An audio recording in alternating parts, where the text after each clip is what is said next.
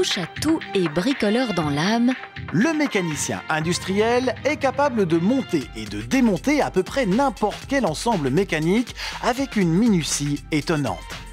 En fait, les qualités sont celles presque d'un horloger, je vais dire. Rigueur, précision, finesse, du doigté. Il y a des montages où vous allez avoir 2 centièmes trop haut, trop bas, ça passe pas. Pour ce faire, il travaille avec logique et méthode. Tout ce qui doit être démonté doit normalement être répertorié. Et alors de la qualité du plan, de la qualité, je vais dire, du démontage et des traces qu'on aura laissées, eh bien, ça sera du temps de gagner pour leur montage. Savoir lire un plan, c'est déjà un grand pas de fait. Savoir détailler les pièces sur le plan. Savoir dire là j'ai des roulements. Savoir dire j'ai autant de vis à tel endroit. Tout ça c'est fort important.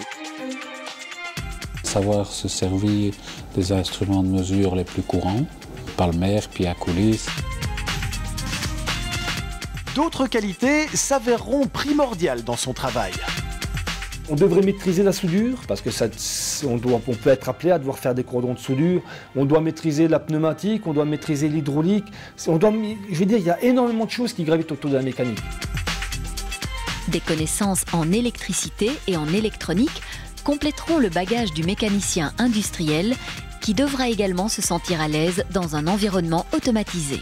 Les cardans, joints à lèvres, prêchages et autres roulements n'auront plus de secret pour lui. Autre point incontournable, la sécurité. Ça peut concerner les lunettes, le casque, les vêtements de travail, donc un certain nombre de choses qu'il doit porter sur lui, mais aussi la manipulation d'engins, comment doit-il les manipuler pour éviter au maximum les risques d'accident, pour lui-même et pour ses collègues. Avec toutes ces connaissances, ce mécanicien dans l'âme pourra se lancer dans le métier en toute quiétude. Sa motivation fera le reste.